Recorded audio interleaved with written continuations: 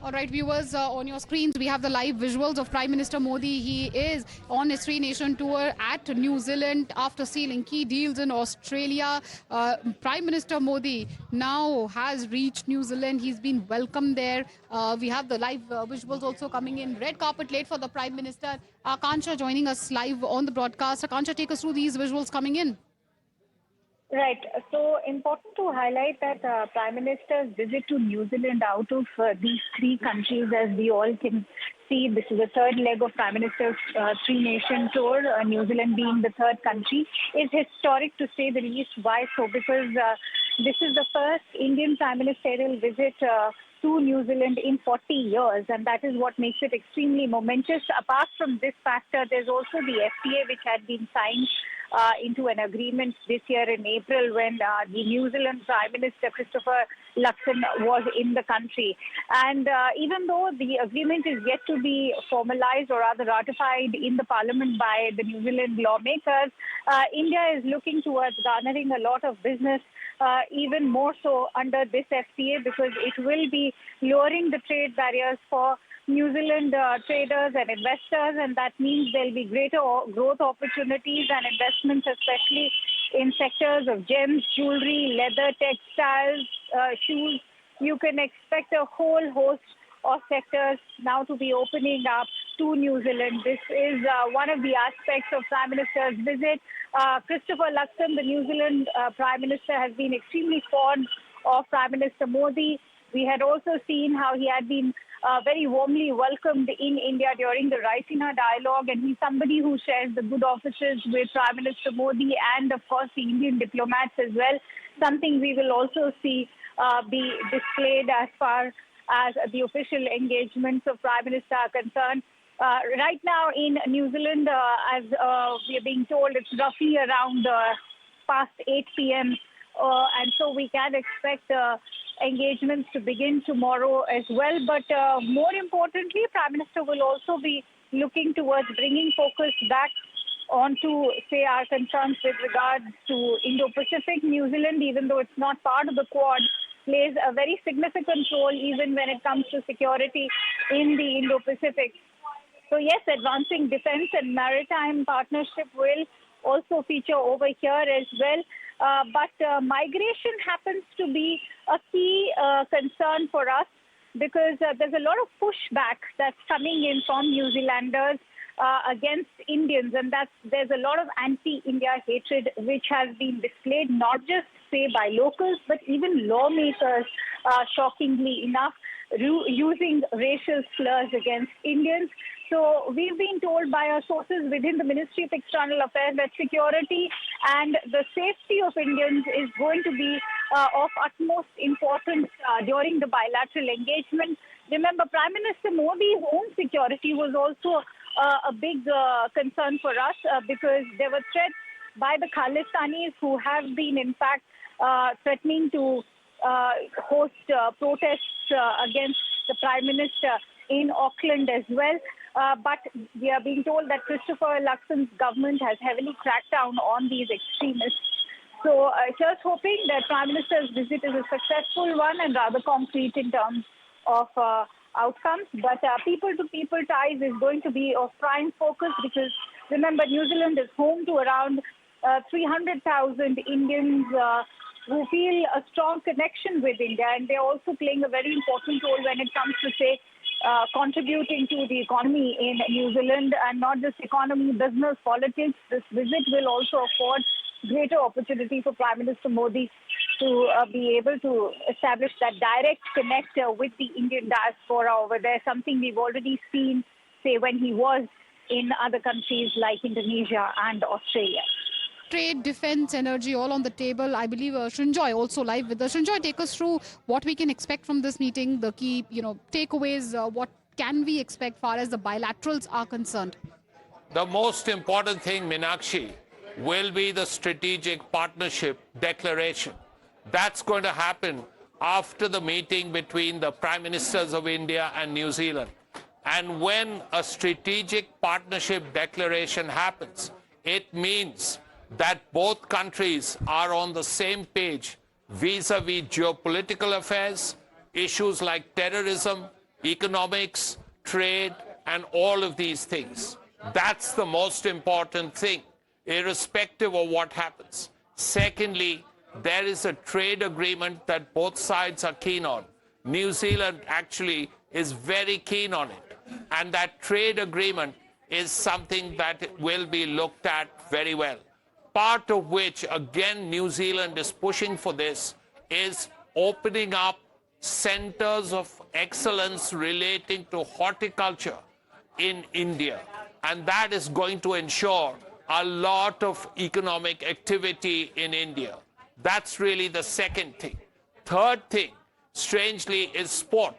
And at the highest levels of Indian government, a question has been asked. How is it that New Zealand, with a population of less than 5 million people, have got 17 gold medals combined in these last 2 Olympic Games? How come? And India, since 1928, has only 10.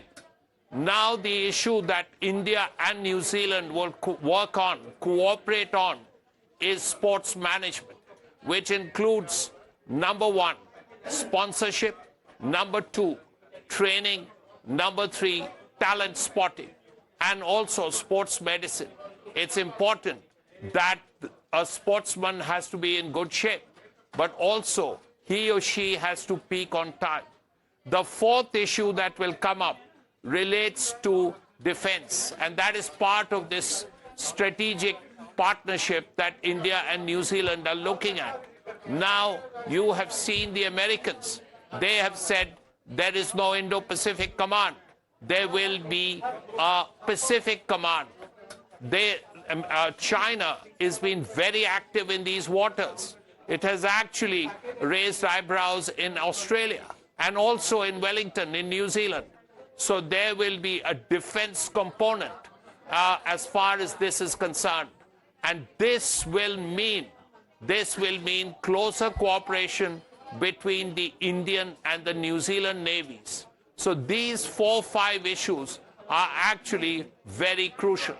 And we want to see how much further the 2 countries will go. Because as far as the sports thing is concerned, the New Zealand is very good in cricket and rugby. But the Olympic issue means a great bonus for Indian sports in the future. So all of this is on the agenda. But of course, the most important thing will be the strategic partnership.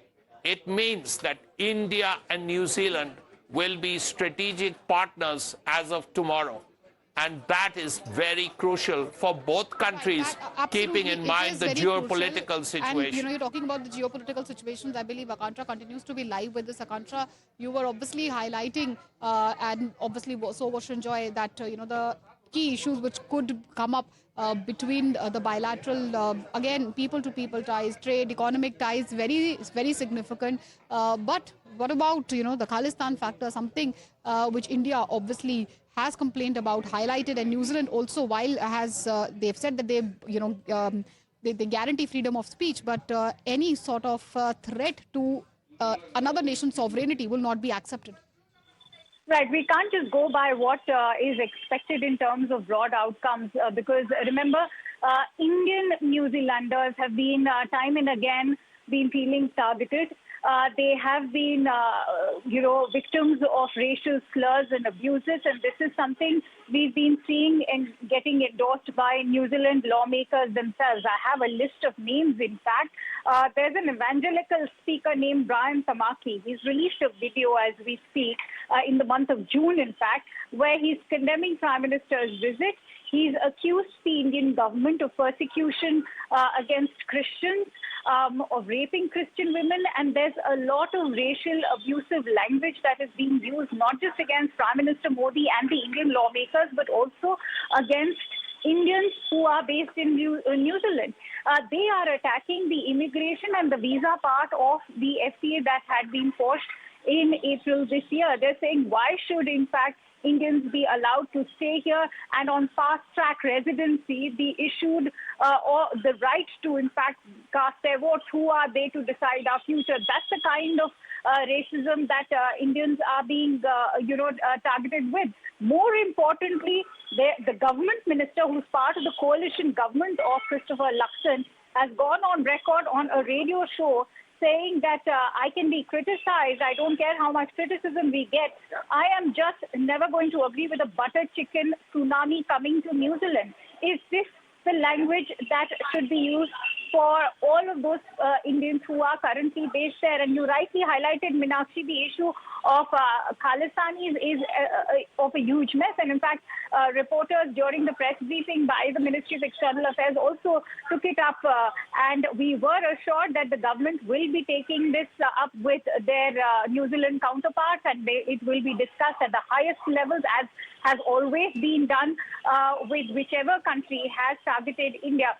So we are being made aware that Christopher Luxon's entire team has been cracking down on whoever has been anti-Modi or anti-India in terms of protesting against Prime Minister's visits. That also includes these Khalistanis who, remember, had in fact plastered posters across Auckland calling for Prime Minister to not be welcomed into the country, and that's becoming a popular sentiment.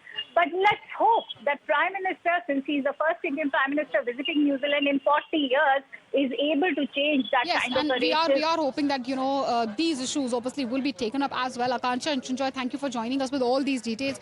We will also be playing out, viewers, an interview with Chris Hipkins. He's a leader of opposition in New Zealand. Let's listen in.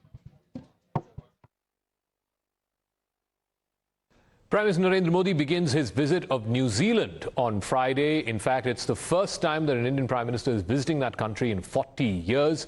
It is, of course, Prime Minister Modi's first visit to New Zealand. This, of course, will conclude his third leg of the three-nation tour that he's undertaken this week, which first went to Indonesia, then Australia, and the final leg in New Zealand. I'm now joined by a very special guest, the Leader of the Opposition in the current New Zealand Parliament, former Prime Minister, Mr. Christopher Hipkins. Thank you very much for speaking with us here on Times Now. Prime Minister Modi starts his New Zealand visit today. That's Friday. It's the first time an Indian Prime Minister is visiting your country in 40 years. What are you expecting in terms of tangible outcomes from this visit?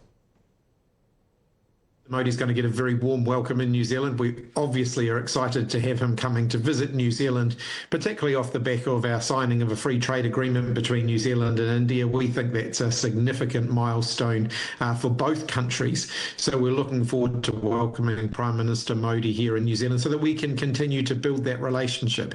It's an important one for us here in New Zealand. We've got a lot of Kiwi Indians living here. We've also got a lot of opportunity economically to further the links between the two countries, and we're looking forward to being able to explore the opportunities to do that. Mr. Hipkins, you mentioned about the FTA. The FTA has been signed a couple of years ago, but it's still not been ratified by the New Zealand Parliament. Your party, the Labour Party, has agreed to support the FTA, but there are elements within the ruling coalition, the New Zealand First Coalition, who have expressed their reservations regarding the FTA. Do you reckon the FTA will have a smooth passage in the New Zealand Parliament? I think the free trade agreement will get a reasonably smooth passage through the Parliament because it has the two major parties supporting it. We have a job as the opposition to scrutinise the agreement that the current government signed New Zealand up to, and we've done that. And off the back of that scrutiny, we've decided that we will support it. By and large, free trade agreements in New Zealand have gone through bipartisan support between the two major parties, and that's going to continue with this free trade agreement with India. I just want your comments in broad terms, really, about what we're seeing around the issue of trade and tariffs over the last year, maybe last couple of years. You know, bigger powers, bigger economies like America, China, they're all weaponizing trade. And I want your thoughts on what may that mean for smaller countries like New Zealand or countries in the global south like India. Yeah, New Zealand's a small trading nation, so we rely on being able to export our goods to the world for our livelihoods. So we don't want to see an increase in protectionism. We do want to see a continuation of the rules-based order that's worked very well for small countries like New Zealand. It's allowed us to grow our exports. It's allowed us to gain a good income from doing that and create good, well-paid jobs here in New Zealand. We recognise that every country will act in its own economic interests. But being part of a robust rules-based system internationally is in everybody's best economic interest. And so we hope that we can continue in that spirit. So you talked about the rules-based order. We're now seeing signs of the war in Iran restarting. There have been multiple attacks back and forth between America and Iran. Again, I want your thoughts on what may that mean in terms of down-the-line consequences for fuel importing countries like New Zealand or India for that matter. The war in Iran has not been good for the global economy, and it's certainly not been good for a country like New Zealand. Every New Zealander is feeling the effects of that every time they drive into a petrol station to fill up their car. We see it in the prices that we're paying for imported goods, and we see it in the global instability that we're experiencing at the moment and the effect that that has on sectors like tourism, which is obviously a very important sector for New Zealand. So we're concerned about the ongoing escalation of tensions in that part of the world. This war, which was ultimately started by the US and Iran, is not one that New Zealand should be supporting. So the Labour opposition in New Zealand is opposed to it.